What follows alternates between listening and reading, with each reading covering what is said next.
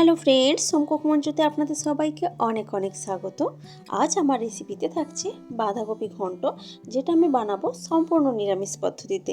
এটা আপনারা ভাত হোক বা রুটি, পরোটা, লুচি সব কিছুর সাথেই খুব ভালোভাবেই খেতে পারবেন। তো এই রেসিপিটি আমি কিভাবে আজ বানাচ্ছি এখন আপনাদের সাথে এটাই শেয়ার করছি। চলুন, এখানে দেখুন কড়াইতে আমি বেশ কিছুটা সরষের তেল দিয়েছি। সরষের তেলটা একটু ভালো মতো গরম হয়ে যাওয়ার পর আমি এর মধ্যে দিয়েছি টুকরো করে কেটে রাখা আলু। তো আলুটাকে এখন এই তেলটার মধ্যে ভালোভাবে ভেজে নেব। তো আলুটা ভাজার জন্য আমি এই আলুর উপর এখন দেব কিছুটা নুন আর সামান্য কিছুটা হলুদের গুঁড়ো। তো নুন আর হলুদ গুঁড়ো দিয়ে আমি আলুটাকে খুব ভালোভাবে ভেজে নেব, যেন আলুর গায়ে সুন্দর একটা লালচে কালার চলে আসে। তাহলে কিন্তু খেতে খুবই ভালো লাগবে এই রেসিপিটা। তো আলুটাকে একটু টাইম নিয়ে ভালোভাবে ভেজে নেব, তাতে করে আলুটা যেমন সফট হয়ে যাবে তেমন কিন্তু বেশ ভালোভাবে ভাজাও হয়ে যাবে। তো দেখুন আস্তে আস্তে কিন্তু লালচে রং আসা শুরু করে দিয়েছে। তো এইভাবেই নাড়তে নাড়তে বেশ ভালো মতো লালচে কালার চলে আসবে, তখনই কিন্তু বুঝে নিতে হবে আলুটা ভাজা হয়ে গেছে। তো দেখুন আলু কিন্তু আমার প্রায় ভাজা হয়েই গেছে। এখন আমি আলুটাকে তেলটা থেকে একটু ছেঁকে ছেঁকে তুলে রাখবো। তেলটা থেকে একটু ছেঁকে তুলে রাখবো, কারণ বাকি রান্নাটা আমি কিন্তু এই তেলটাতেই করে নেব, আর এক্সট্রা কোনো তেল আমি দেব না। তো আলুটা পুরোটাই তুলে রাখলাম। এখন যে তেলটা রয়ে গেছে এই তেলটার উপরেই আমি দিচ্ছি একটা শুকনো লঙ্কা আর একটা তেজপাতা, আর তার সাথে দেব কিছুটা গোটা জিরে। ফোড়ন হিসেবে আমি এগুলো দিয়েছি। তো এই ফোড়নটা থেকে কিন্তু খুব সুন্দর একটা গন্ধ বের হবে।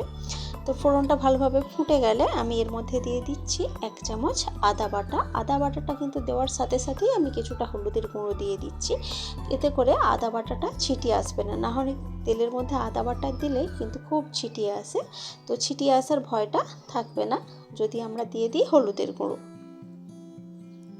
তো হলুদ গুঁড়ো আর আদা বাটাটাকে তেলটার মধ্যে ভালোভাবে একটু ভেজে নিচ্ছি। কিছুক্ষণ এইভাবে ভেজে নেওয়ার পর এখন আমি এর মধ্যে দেব লঙ্কার গুঁড়ো স্বাদ মতো। আপনারা যেভাবে যতটা ঝাল পছন্দ করবেন খেতে সেই অনুযায়ী লঙ্কাটা দেবেন। তার সাথে দিচ্ছি কিছুটা জিরের গুঁড়ো।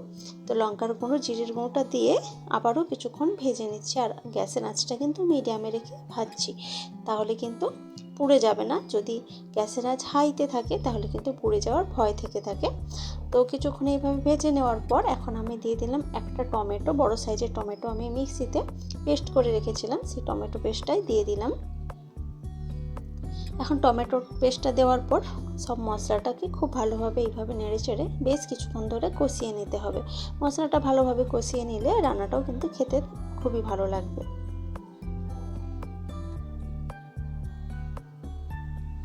তো বেশ কিছুক্ষণ ধরে এইভাবে কষিয়ে নেওয়ার পর এখন আমি এর মধ্যে দিয়ে দিচ্ছি আগে থেকে নুন আর হলুদ দিয়ে ভেজে রাখা আলুর টুকরোগুলো। তো আলুটা দিয়ে এখন মশলাটার সাথে কিছুক্ষণ কষিয়ে নেব আলুটাকে। সামান্য কিছুক্ষণ কষিয়ে নেওয়ার পরই আমি এর মধ্যে দিয়ে দিচ্ছি বাঁধাকপিটা। আমি যেটাকে ছোট ছোট করে ঝিরিঝিরি করে কেটে রেখেছি বাঁধাকপি, সেই বাঁধাকপি পুরোটাই দিয়ে দিচ্ছি। বাঁধাকপিটা দেওয়ার পরে আমি কিছুক্ষণ ঢাকা দিয়ে রাখবো বাঁধাকপিটা ভালোভাবে মজে যাওয়ার জন্য। ওই 1 থেকে 1.5 মিনিট মতো আমি ঢাকা দিয়ে রেখেছি। 1 থেকে 1.5 মিনিট মতো পর ঢাকা খুলে দিয়েছি। দেখুন ঢাকা খুলে এখন মশলাটার সাথে আলুটার সাথে বাঁধাকপিটাকে খুব ভালোভাবে মিশিয়ে নেব।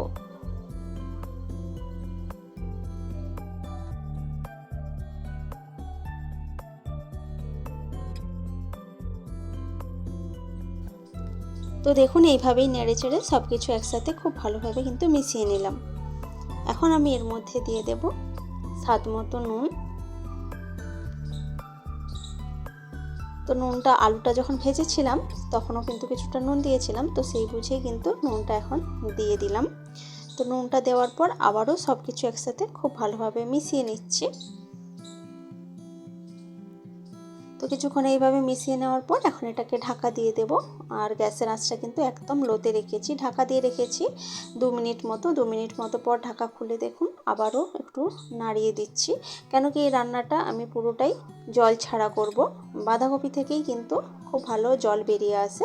এই শীতের বাঁধাকপিতে আলাদা করে রান্না করার জন্য বিশেষ জলের প্রয়োজন হয় না।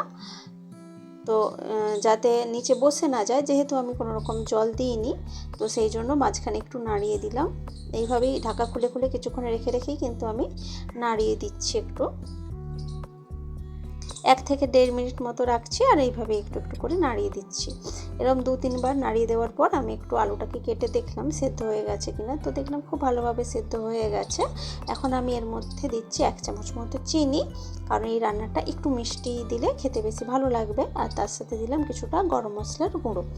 তো চিনি আর গরম মশলার গুঁড়োটাকে সব কিছুর সাথে খুব ভালোভাবে আবারও মিশিয়ে নিচ্ছে। এইভাবে কিছুক্ষণ মিশিয়ে নেওয়ার পর আবারও আমি ঢাকা দিয়ে রাখবো, তাতে করে চিনিটা খুব ভালোভাবে গলে যাবে আর গরম মশলার গুঁড়োর গন্ধটাও সব কিছুর সাথে খুব ভালোভাবে মিশিয়ে যাবে।